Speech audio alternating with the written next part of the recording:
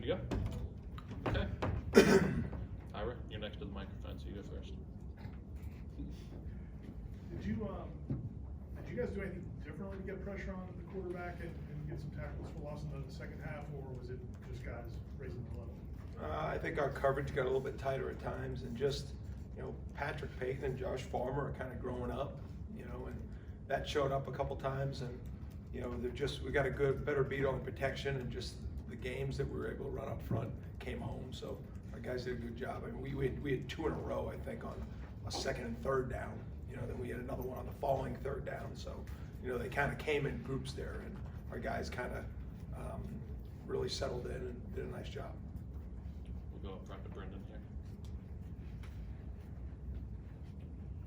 Kind of in line with that, Adam, the play of Jared Verse, given that he wasn't 100% and working through things during the week, I guess how significant was he in helping you guys out on Saturday? I mean, he was significant. We got a lot of faith in Jared, and he didn't practice most of the week. He kind of went through walkthrough and gave us a little bit Friday, and kind of let the doctors and him manage it on Saturday as far as how he was feeling. And he grabbed me, he said, "Coach, I'm ready." And so I went to the doctors, and we wanted to make sure we kept him on pitch count. We don't want to have him out there too long, but you definitely saw him and you felt him, his presence. So looking forward to a full week for him this week, and we're glad to have him back. Chris? On the success that Wake had on 3rd and 4th down situational, was there a common theme? Was there anything that you noticed? Obviously, they had more success early than late. Yeah, I mean, way too much success. We got them to 3rd, and I'd say 7+ enough times. So a couple things there. Number one, give credit to their quarterback. I mean, he's a really good player, and he executed. We did not. Whether it was execution of the call, the technique, the finish on how the play should have been defended better, but definitely disappointing. I thought we've been making some strides on 3rd down, but especially those 3rds and 7+. That's got to be, a win rate for us at a high level. They did a good job of trying to create some 3rd and mediums and shorts, which are always a little bit more challenging. But the name of the game is to get off the field and get the ball back to our offense, and we didn't do that enough on Saturday, especially in those and long situations. We've got to be better.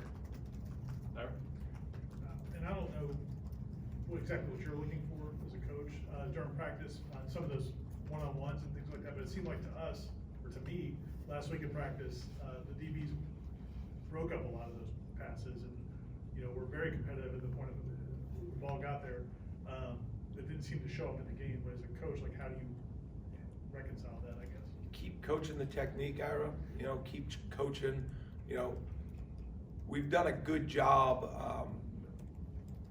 in the short time of the year now as far as getting our hands on the football and breaking up balls at linebacker, at safety, at nickel, and at corner.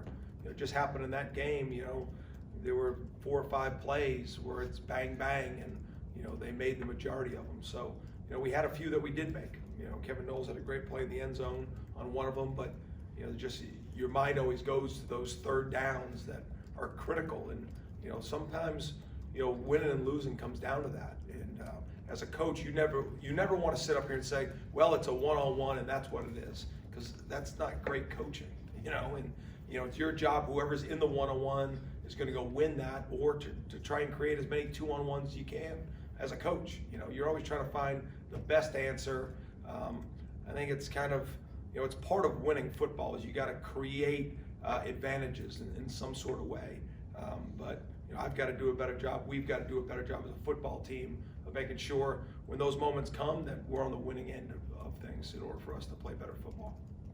Adam, kind of a philosophical question about the sport, but before that specifically, what did you think of Azareye'h's performance? He seemed to get a lot of reps, meaningful reps in that game, and do you foresee him being more of a part of the game plan moving forward? Yeah, coming off that bye week, I think I told you guys, he's going to find a way to be on the field. There's too much maturity and skill there, and he knows how to play. It's just, it's not easy to play as a true freshman, and we've happened to do it over the last couple of years a lot, and it just, his practice and his results have gotten better, and it was going to be a matter of time. whether it was opportunity or whether it was somebody went down, whatever it was, I just knew it was going to be a matter of time. And Azareye'h went in there and he gave us good snaps.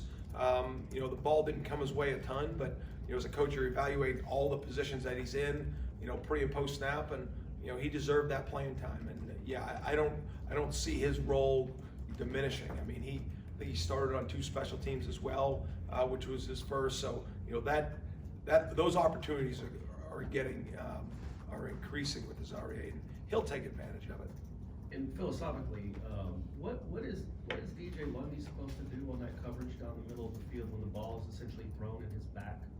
He can't disappear, he can't vanish, he's running full speed, and the kid, is that a penalty in your eyes? I'm not trying to get you in trouble. Yeah, no. It is, just you watch all these games, there's so many kind of questionable pass interference calls on the defense. I think Wake even had one against Johnny, but what are your thoughts on that and the way I think police nowadays, if you're out of control in coverage and you're at full speed, I mean, if I'm an offensive player, I jump back into the ball, and that's what people coach. And so, just the ability, you got to be in phase. So and if you're not in phase, you got to run really fast to get there. And then at that moment, if he stops, you've just got to have the ability to put on the brakes so there's not a collision. And if there is body contact, then you've got to be able to get your eyes back. DJ was in really good space, to be honest with you. They had backup tight ends in the game, and that was a matchup that we felt good about, and I still do.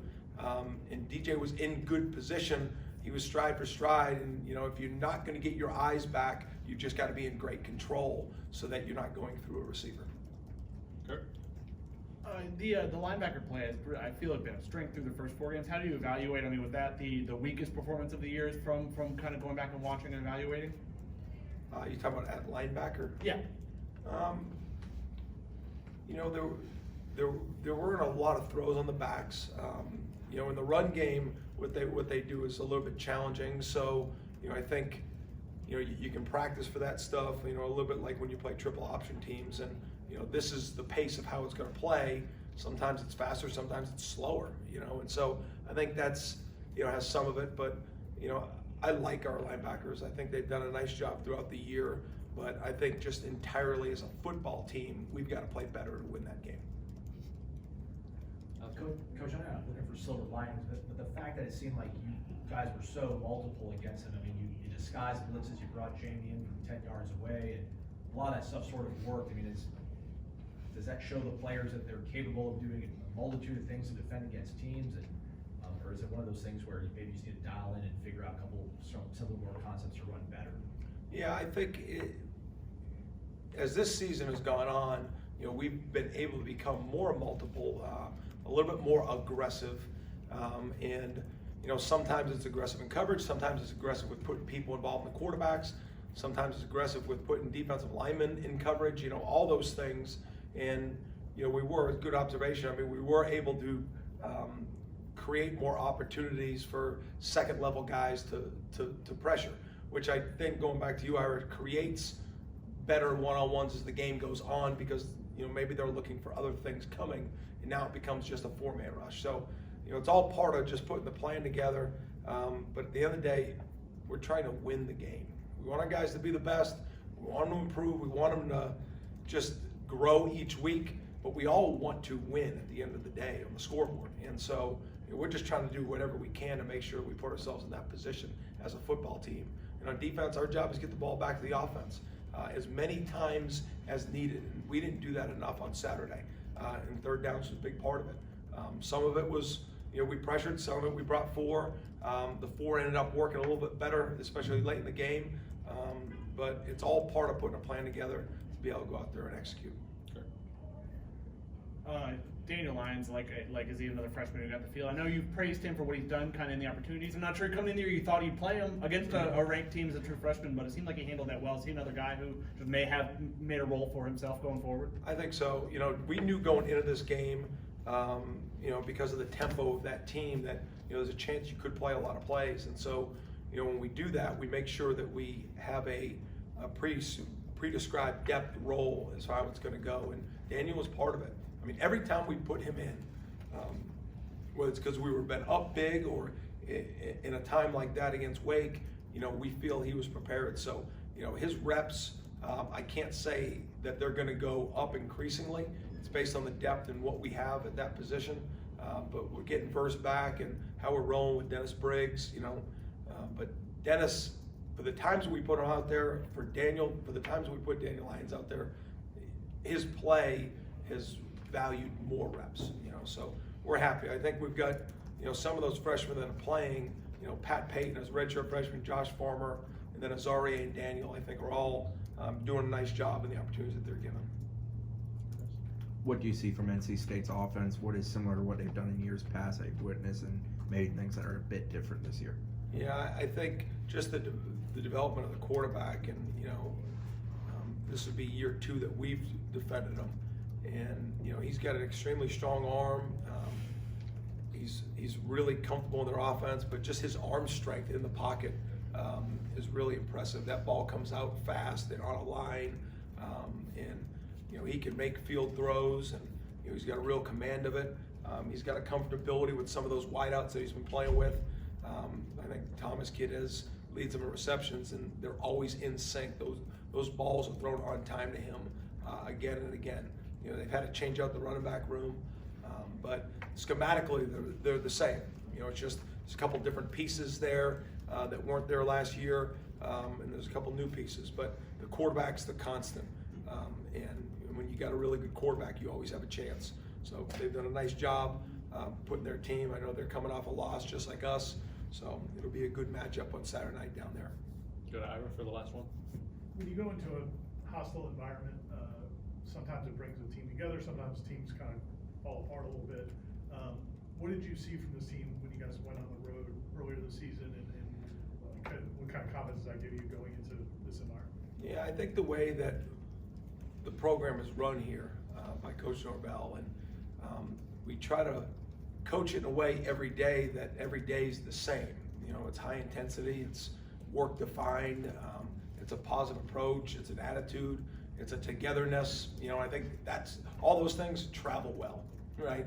And so I think that's all been part of the plan here. You know, we don't want to have a program that we're really good at home, not great on the road, or vice versa, or you know, we're good on one side of the ball. It's about just building the team, and I think the day-to-day approach that Coach sets a standard for, that all the assistants kind of grab it and run with it, and our players, you know, can speak it now. And you know, now that gets strenuous when you're up against it sometimes when you're on the road. I'm not saying that it doesn't matter, but I think our guys are built for that. I think they understand that there will be, you know, distractions. There will be things that may be more difficult when you go on the road and you play good football teams, but our guys are ready for it. You know, we've been through it, and we're just hungry to get back out there and get this taste out of our mouth and go play better football. Okay, thanks, Coach. Thanks, guys. Thank you.